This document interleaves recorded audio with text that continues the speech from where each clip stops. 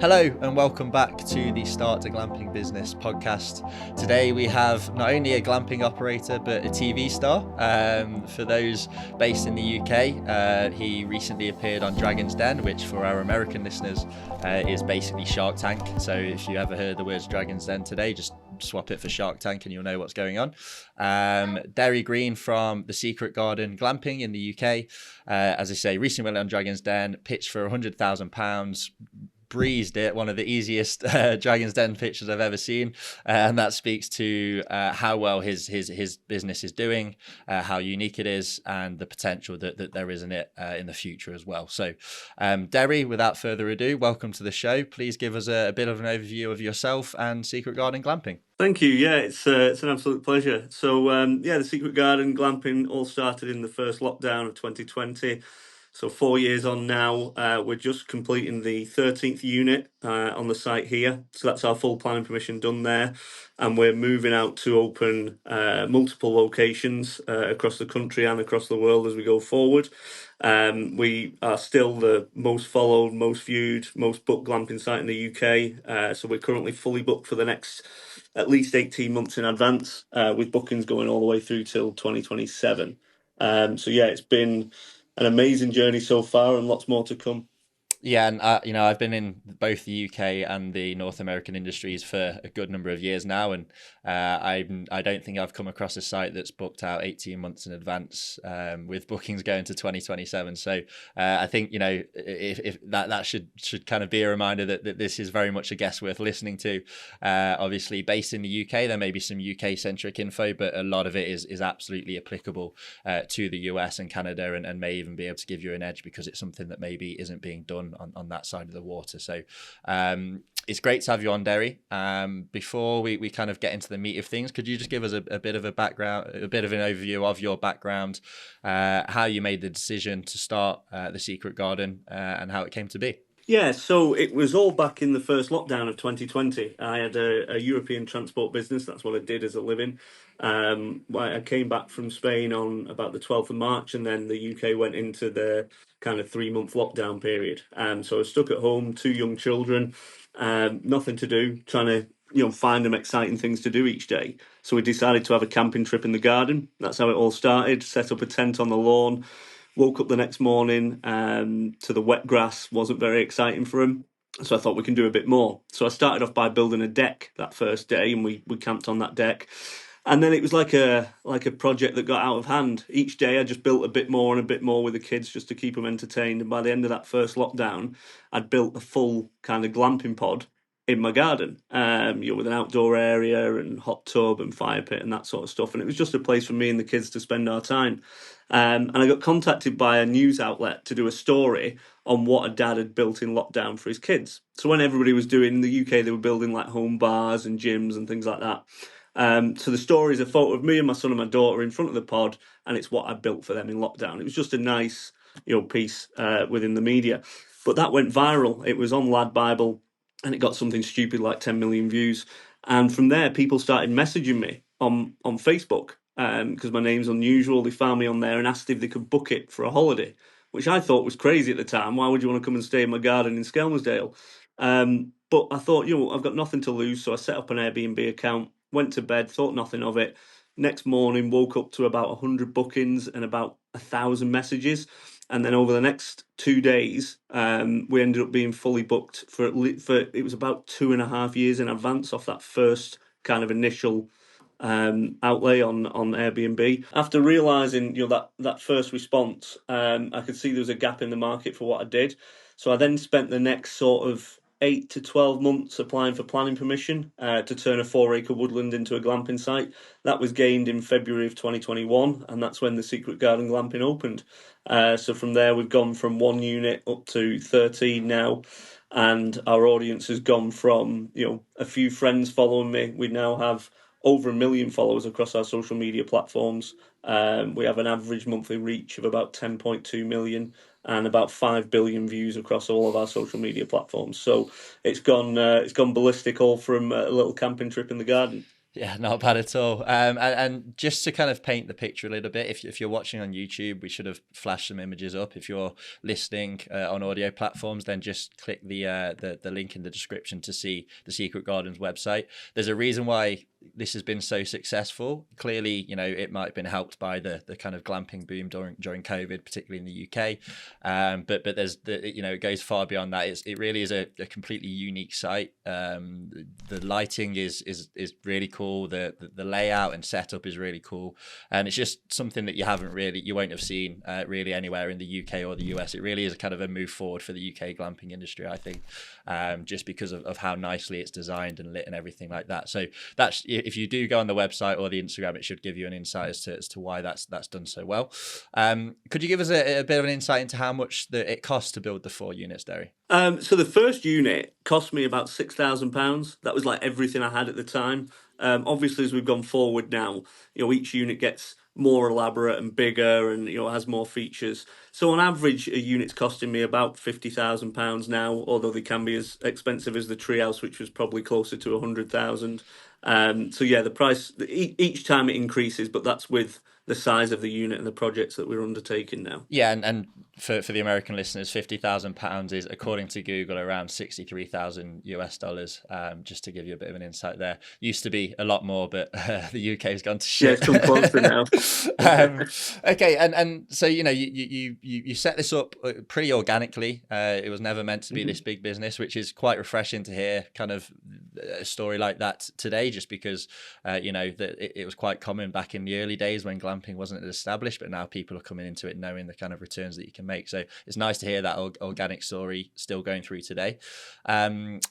You've been you had that instant success, which was great, and then you decided to go on Dragon's Den, which is, as I say, the UK's equivalent of Shark Tank. It's got it's a pretty flagship show in the UK. It's got a lot of kind of viewership both on TV but also on socials. So no doubt there was some marketing advantage for going on. So I'd be interested in knowing. I know you kind of went on.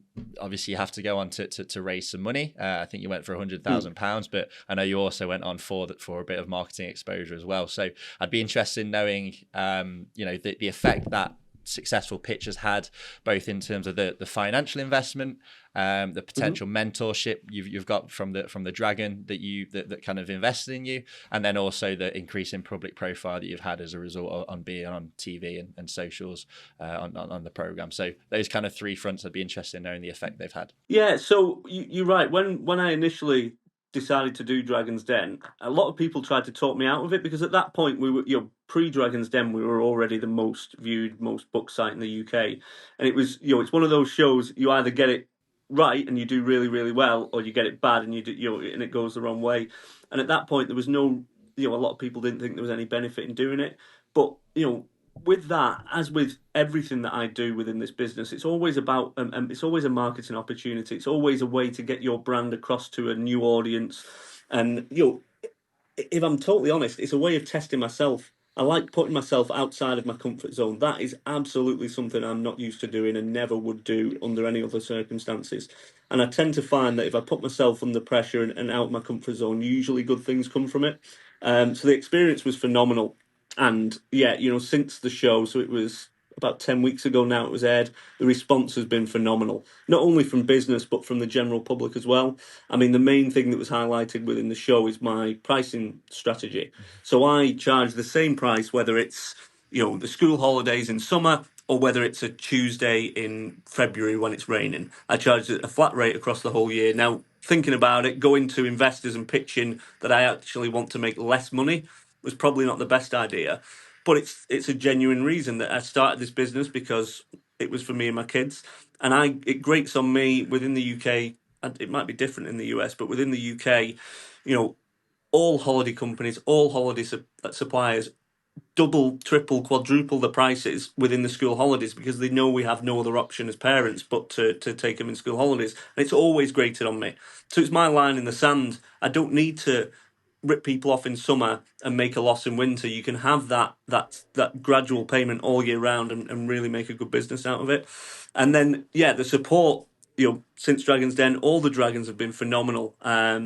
the support from all of them has been amazing, and is what's driving the business going forward now. So yeah, it's really exciting times. And you've had, I understand, a ton of inquiries off the back of that. In terms of kind of investment offerings, publicity appearances. So could you give us a bit of an insight into what that's been like since the show was aired? Yeah, I mean, again, the response from the general public has just been overwhelming. That's the part that I didn't actually anticipate, because I didn't know that the edit was going to be so much around my line in the sand. But the response from business has been phenomenal. We've had literally thousands and thousands of inquiries about our franchise and partnership options to open up multiple sites across the UK and then across the world as well.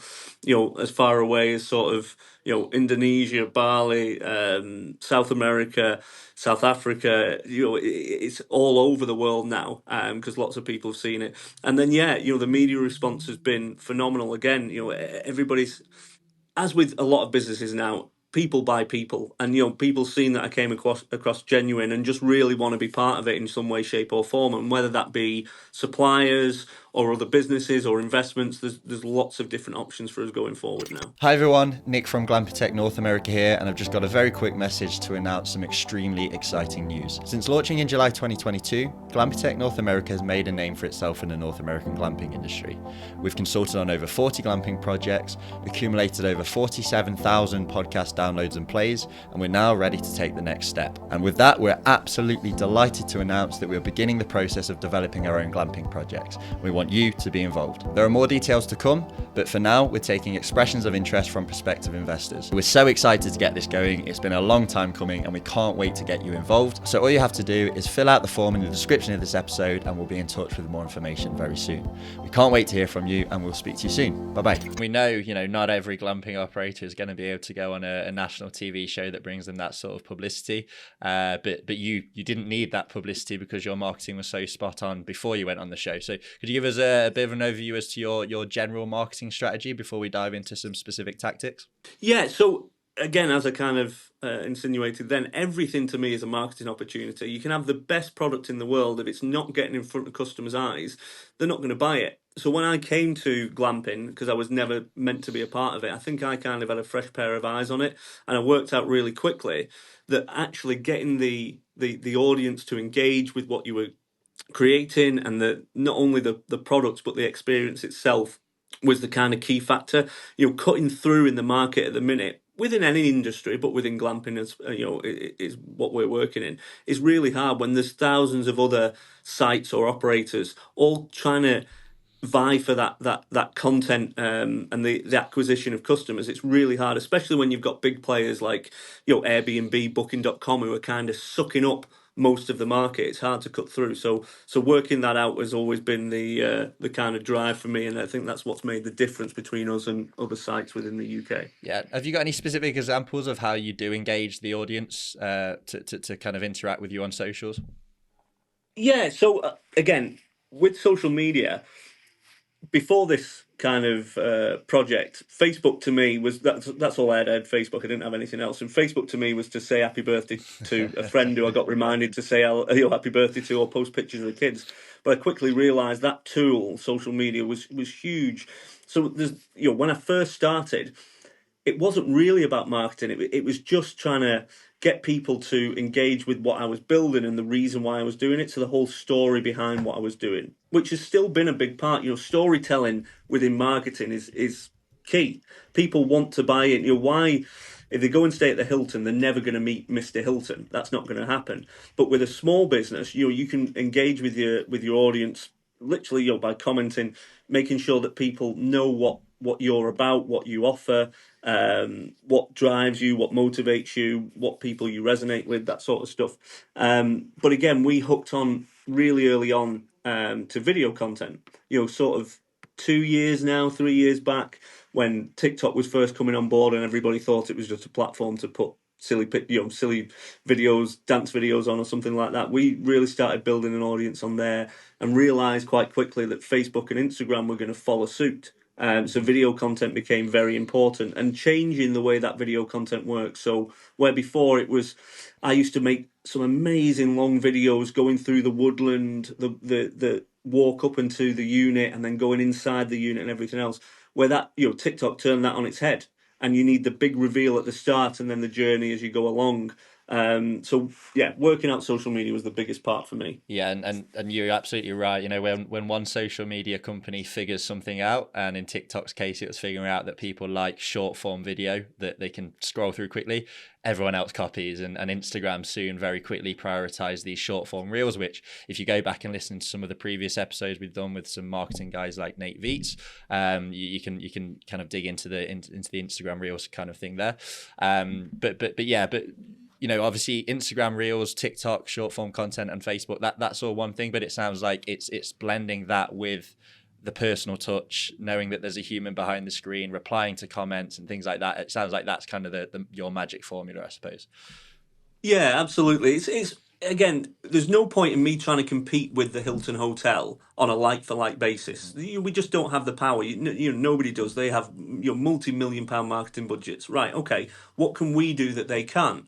We can be the face of the business. We can offer people personal touches. We can take on board what people are commenting and react to them. It's all about keeping people on your page or your platform for as long as possible, and that's the ultimate metric that's going to make Facebook and Instagram show you to as many people as possible, because ultimately we have over 1 million followers, but they're not actually ours. They're Facebook's, Instagram's, TikTok's. So what I am always trying to do is target those three platforms. So I'm trying to target what Facebook will show to millions of people. I'm not trying to target Debbie down the road who wants to go glamping with her 2 kids. I'm trying to target Facebook because they'll show it to way more people than I could ever target. So it's trying to work out what metric Facebook or Instagram or TikTok are using to judge what content is good, what content's engaging, and narrowing down. It's always testing all the time, whether that be on comments, on hashtags, on images, on videos, trying to find what really works for getting Facebook and Instagram to boost it for you. Because it's better, to me, we try and focus, especially around our launches of new units, the way we do it.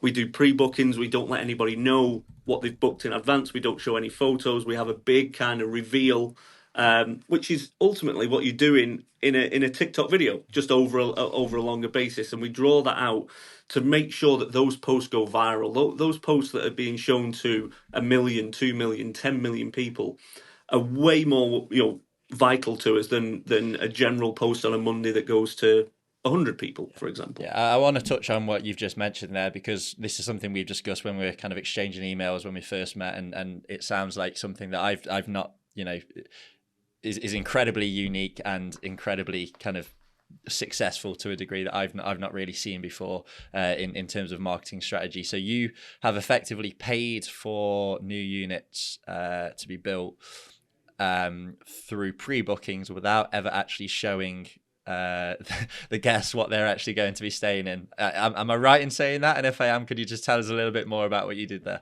Yeah, absolutely. So when I first started, so the first unit was sold out for 2 years in advance through Airbnb. The payment system with Airbnb, they keep the money until 24 hours after the guest checks out. So although we had 2 years worth of bookings in advance, we had zero revenue. So when I gained the planning permission, I spent everything we had, the £100 or £150 a day that was coming in from Airbnb each day. I used all of that to get the planning permission. So once the planning permission was granted, and we had people waiting to book, we had no capital to build units. So I had to come up with a way to fund the unit, which, looking back now, is basically my own version of crowdfunding. So what I had to do was I had to launch something on the back of what we'd done before. So it was basically saying, we've created this, the next one is going to be even better. If you pre-book now, you will get in before anybody else, and create a whole hype around booking something that nobody knew was there. So then that, when it comes down to marketing, plays on loads of different levels. People will join a queue when they see one, having no idea what's at the end of it. It's like Christmas. You're excited because you don't know what that present is. You know something's coming and you don't know what it's going to be. And then when it comes down to the post, we specifically say to people, right, on this date at this time, we're going to launch the photos. And if you've already got 1,000 people that have booked your unit, every single one of them is sat there at 1 minute to 7 waiting for those photos to come on, and they'll then automatically tag all the friends who are coming with them and share it, and all this, and there's a whole excitement around it. So I originally used it as a generation method to build the units, where actually really it's a marketing play as you go forward. So like now we can fund, building multiple units, no problem at all, but we still use the same mechanism, because from a marketing point of view, it plays really, really well. People know now that if they don't get a pre-booking, they're not getting in. So the last one we did for the Lux, which is the newest one we're opening, that sold out in 47 minutes. Amazing. That's so cool. Yeah. So, clearly, this is almost becoming a marketing masterclass. You're very good at marketing and figuring out what works and what doesn't. I also mentioned earlier how the site is designed and lit in a completely unique way, which is something that I've not really seen elsewhere. Are either of those two factors is there one particular factor that you think sets you apart from everyone else and that has led to all of this success, or do you think it's a combination of factors? It's a combination of a lot of factors, to be fair. We have a lot of people copying what we're doing now. And I know that. And there's people who will come and stay specifically just to take photos of the unit so they know what to build. And that is, it is a key factor in it. What the unit looks like, how it works, those sorts of things are really important. Lighting is the big distinguishing factor. So I worked out, again, quite quickly, lighting is something that can make a really dull space really come to life. And that's what when we're creating the units as we go forward, it is creating each unit from a marketing point of view as well. So there's a lot of stuff that we put into the units that in theory, from a function point of view, don't need to be there. But from a marketing point of view, those are the things that are going to create memories. They're the things that people are going to want to share. The organic approach, we've never spent any money on marketing, on physical marketing with Facebook or Instagram or TikTok. We've never spent anything, because the way I see it is, if I'm going to spend, for example, with TikTok, if I want 1 million views, it will cost me $7,000. No problem. You can do that. Alternatively, what can I spend $7,000 on to get 1 million views? So what features, what facilities can I put in a unit to make people want to share that content? And that's the way we do it. So you get, hundreds and thousands and millions of people sharing the content, because it's stuff that's engaging. So that's played a big part. Obviously, at the start, it was being secluded. So each unit is entirely surrounded. It can't be overlooked by anyone. You've got your own piece of the woodland that can't be overlooked by anyone. And that came from COVID originally, because people wanted dedicated facilities. The shared facilities model kind of had gone away because of COVID, and people wanted their own space, and they want to be able to relax and unwind and kind of reconnect with nature. And ultimately, doing that with 10 other people next to you isn't going to work. So that was really important to us. But then it's the whole process from acquiring the customer, finding us on social media, all the way through the booking process up until when they arrive, and then staying at the site. It's part of everything rather than one small individual part. Hey Glampitect listeners, this is Jacob from EJH Distribution with a quick message about our company. EJH Distribution is a premier provider of event structures, glamping accommodations, and much more. We're a distributor for many manufacturers, one of them being Dewar Tenton, a company that's been around for over 75 years. You may have seen some of their products at the glamping show the past couple years, one of them being the Oak. The Oak is a tunnel tent made of polycotton canvas with an aluminum frame. It sleeps between 4 to 6 guests and is perfect for a family unit on your campsite. We also offer other products like geodomes. These are also made of a breathable polycotton canvas with a large bay window and a beautiful front awning piece. One of our other premier manufacturers is Tubo of Spain, which is a cylindrical modular glamping accommodation that provides 360 panoramic views and turnkey options. Perfect for places that have big open skies where you can enjoy night view. We also provide event structures from Creative Structures in the Netherlands, which offer unique dome structures which are modular and can be built in a matter of hours. Perfect for weddings, hosting spaces, and much more. If any of these products have piqued your interest, please feel free to reach out to us at sales@EJH Distribution, or give us a ring at 587-987-0115. We'll be more than happy to help you with your project. There will also be a link to our brochure, our virtual showroom, and much more in the description below. Thank you for your time, and and hope you enjoy the rest of the show. Just to go back to what you mentioned there about designing and building the units with marketing and memories in mind, without giving away the secret sauce, could you point to maybe one small example of how you've done that? I mean, there's loads. I'll give you two actually. So one dead easy one. We was shopping. There's a place called Home Sense. It's got loads of random furniture and stuff like that. We was there a month or so ago, and there was a set of metal Victorian swings, or they were meant to look like metal Victorian swings. They were £300 in green. So we bought them, brought them back here, spray painted them gold, added some flowers, and we put them at the entrance where the car park joins the site. So it's the first thing people see, and without fail, almost every guest, whether it be a guy and his wife or a group of girls or a group of friends, everyone will sit there and have the photo taken, and they will share that photo and tag us in it. Absolutely every time without fail. But then when it comes to the unit specifically, a good one is the Geodome that we've just built. So that has a star sleeper bed in the middle of it, and it looks phenomenal. It's a great piece of kit. Now it's meant to be designed so the bed faces out the window so you can have the view, which is great. But from a social media point of view, when you're creating that video of opening the door and walking into the unit, you actually walk into a wall because the bed's on the other side. So it takes even that, that second or two to walk around the wall to see what the view is. People are disengaged and they've already swiped to the next video. So what we actually did is we just turned it about 15 degrees so that when you open the door, you couldn't see all the way through and past, but you could see there was something through and past there. So that engaged, that hooked people and wanted to see what was coming.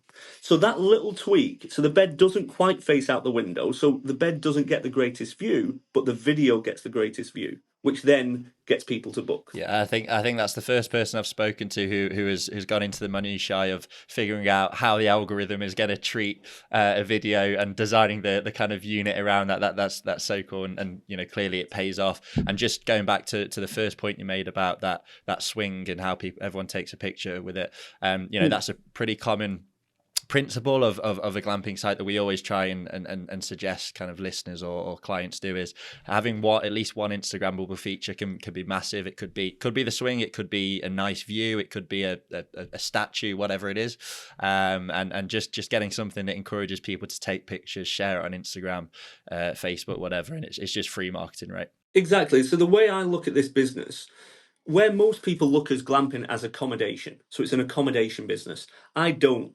We're an experience business that has accommodation. The accommodation is the sideline to the fact that we're an experience. So what can you do to create an experience? Because that's the content that people are going to share. So you think when you go on holiday, wherever you go, you're in the UK, people might go to Benidorm for a week and they go and stay in a hotel, and they will never share the content of the hotel. They will never tag the hotel because the hotel is just the accommodation. That's the boring bit. They'll share the content of the kids playing on the beach or in the pool or going for a bike ride or whatever it might be. And the experiences are getting the credit for what the accommodation is providing and not the accommodation. So if you purely base yourself as accommodation, you're not going to get the credit for the experience. So if you're a glamping site in the desert and you're providing, somebody in your local area is providing buggy tours and you're staying at the glamping site to go on the buggy tour, I guarantee they are tagging that buggy tour and taking photos of it, and they will not tag the glamping site because they see that as the accommodation. So we want to be experience providers, not accommodation providers. Hey Derry, if we're talking about experiences in Benidorm, I went last summer, and I'm not sure how much can be shared personally, but again, though, from your own experience, you would never take a selfie, for example, sat in your hotel room. You would do with your friends on the beach or at a bar or whatever else it might be, and you'd tag Benidorm, for example, or a bar you was at in Benidorm, or the beach you was at in Benidorm, but never the hotel you was at. Unless it was ultimate luxury 5-star, you can get away with it in that sort of remit where it's something above and beyond, where realistically the room is the experience, but that's very rare. What we're trying to create is the accommodation is second factor in it. And just for the American listeners, Benidorm is a part of Spain, just on the coast of Spain, that has got it is a very interesting place to go, as I can vouch for after I went last summer. So When we were speaking via email, we were discussing the industry, and you had some pretty interesting views on the future of the industry that, at the very least will kind of be thought provoking to anyone listening. So one thing I did want to touch on is you are, when you're building now, you're not really building couples or two people units. You're very much focusing on kind of minimum of 4 people, group bookings, etc. So I'd be interested in if you could share your reasoning on that, and kind of what your thoughts are on the future of providing accommodation for groups versus couples. Yeah. So again, what I've found, again, it's just from my own kind of outlook on it. When people, again, generally in glamping, focus on couples, they focus on the couples market because they think the couples can come away in the midweek, staycations and things like that. But actually, what we're finding, couples are having children younger, and then it's always hard as a couple to get away. So, prime example is me and my partner. We've got a new baby on the way, actually, in just under 5 weeks' time now. But I've got 2 children. So if me or her wanted to go away for a couple of nights, say Tuesday to Thursday, for example, that's really, really hard for us to do, because you haven't just got to get a babysitter for the night like you was going out for dinner. You've got to get a babysitter that can get the kids ready for school in the morning, take them to school, pick them up from school. So you're really, really limiting the market to couples at weekends. And we can all fill weekends. What we're trying to do is fill those midweek dates. That's the ultimate plan and the kind of key to it all. So what we do is we focus on one member of a couple. So either the man or the woman. In our case, we focus on the woman, because if there's a parent, say, again, same example, me and my partner, if she wants to go away with the girls for 2 nights on a Tuesday to Thursday, that's fine, because I can stay at home with the kids and I can take the kids to school and I can pick them up. So there's no interruption to our kind of dynamic. Same if I want to go away for a lads' weekend to Benidorm, for example, she's here to look after the kids. So if you're only targeting one member of the couple, you've got a far, far higher uptake on when you've got availability. Now, that then comes down to the same thing. If you only provide accommodation for 2 people, it's very rare you'll get either 2 men or 2 women going away on their own. So again, with my partner, she usually goes away with a group of them, whether it be 3 or 4 or 5 or 6, it doesn't really matter, but it's never 2. And it's the same with me and my friends. So providing accommodation that's flexible for different things. So if a couple come, they can use it, not a problem at all. But when you're trying to gain the midweek, bookings, that's when you need to have the larger groups. And again, as an experience provider, what if you look at any other experience within the market, whether that be, I don't know, Disneyland, or whether it be go-karting, whatever it is, you're always focusing on those groups of people. So whether that be groups of friends, larger families, multi-generational families. So now it's grandma and granddad, mum and dad, and the kids, and maybe auntie and uncle come away as well. Those larger multi-generational and larger group bookings are where people create amazing experiences. You think of some of the best times you've had with your friends, it's usually with a group of you doing something. And that's where the memories are created. That's where the content's shared. Although it's great to go away with your partner for a romantic trip away, you still have that, but focusing on what people want to do midweek and what's going to generate those bookings is what we've done from day one. Yeah, that's really interesting. Really interesting. So you've clearly got a mega successful glamping business. You've got so many opportunities on the horizon, particularly following the TV appearance. I know you've been absolutely inundated with offers to expand nationally and internationally. Have you gathered your thoughts? Have you got any thoughts on the direction you might want to go in the future with this business? So yeah, I mean, ultimately we need more availability. It's been like that since day one, and it's still not stopped now 4 years down the line. But what I quickly learned was, again, the reason I started this business was because I wanted to spend more time with my children. I like to pick them up from school at 3 o'clock. I like to drop them off in the morning. So I certainly don't want to be opening a site, for example, in France or Spain or the US, and having to not be here again. So again, from a marketing point of view, what's working really well at the minute? Collaborations, working with other people, other businesses, partnering up with people. Because again, within the UK, it might be slightly different in the US, I think. Everybody within the UK in general is individual owner operators.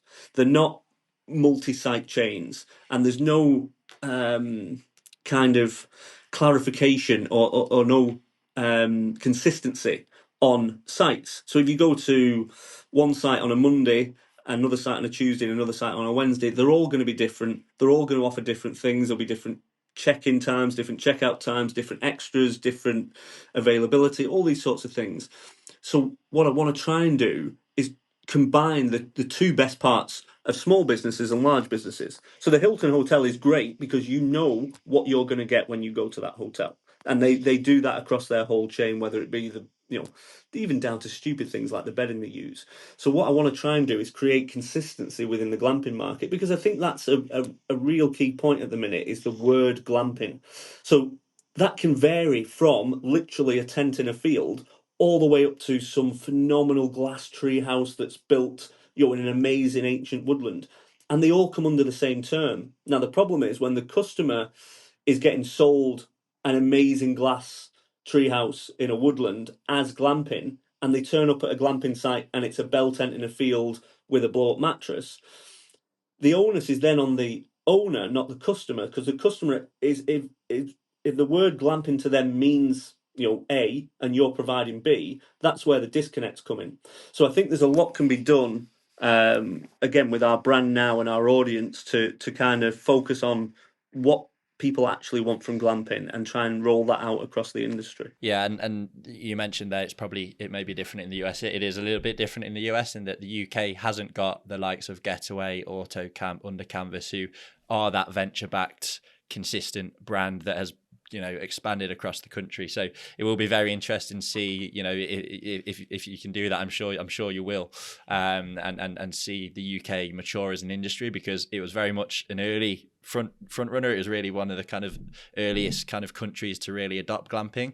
I think it's kind of stalled a little bit. I think it's fair to say across the industry, across the UK, for a few years, and the likes of the States really kind of caught up and overtook in terms of those bigger sites. But the UK is still a great industry, and I think the likes of you are really starting to show that innovation that I think the UK industry has been needing for a good while. So I'm looking forward to seeing how that goes. Yeah, it has been hard within the UK because everybody's doing their own little thing, which is great. It does bring innovation. It's the same as what I'm doing. I came doing my own thing, and it's worked really well. But yes, you're right. The kind of UK glamping market now it's a really hard place, because you've got the likes of Airbnb, Booking.com saying that this stunning glass treehouse is glamping, and if they're spending tens of millions a year marketing that, obviously that's what people are going to think. So the customers are there, and I know there's a lot of talk of saturation within the market and things like that. The market isn't saturated. The customers are there. The market's just saturated with products that the customers don't want. It's really underserved in what they're actually looking for, which is basically what Airbnb and all the big platforms have sold them over the past 2 or 3 or 4 years. So being able to keep up with that is where the market needs to move, and the bookings will follow, because as stupid as it is, because England has the worst climate compared to the US, we do still want to spend time outdoors even when it's cold and raining. Yeah, and I'll be honest, being now on this side of the water, we're in Canada. We've been looking at potentially setting up a site where it gets to minus 40 degrees Celsius, and which is pretty much the same in Fahrenheit as well.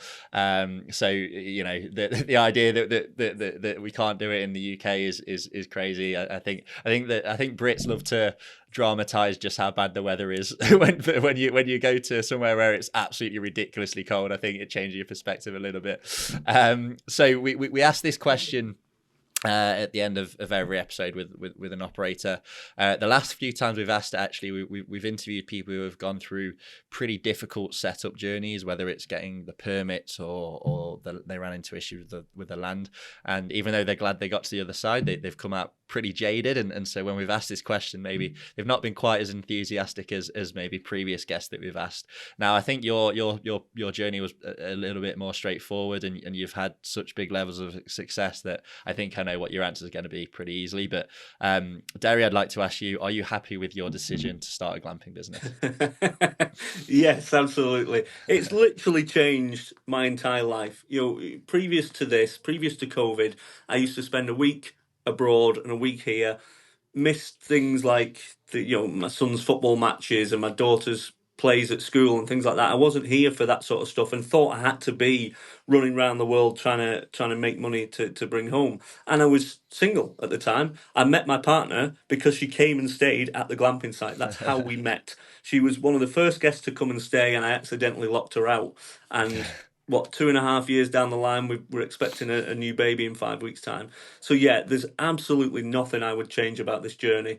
It's been phenomenal. It's an industry that's amazing. You're again, if you get it right, you're providing guests with an amazing experience that they're going to go away and remember, whether it be spending time with their kids or their friends or their family. People are going away happy. And there isn't a price on that. My worst job would be working in an industry or something like a call center where people are just complaining all day. That's got to bring you down. This, even at the worst times when things are going awful, you just need a customer to walk past with a smile on the face and it brings you back up. So absolutely one of the best things I've ever done. Amazing. Yeah, I mean, we've heard stories of marriages being saved, parental relationships being repaired, and that's the nice part of operating a glamping business that maybe kind of gets lost in all the focus on the money that can be made and everything like that. So that's always nice to hear.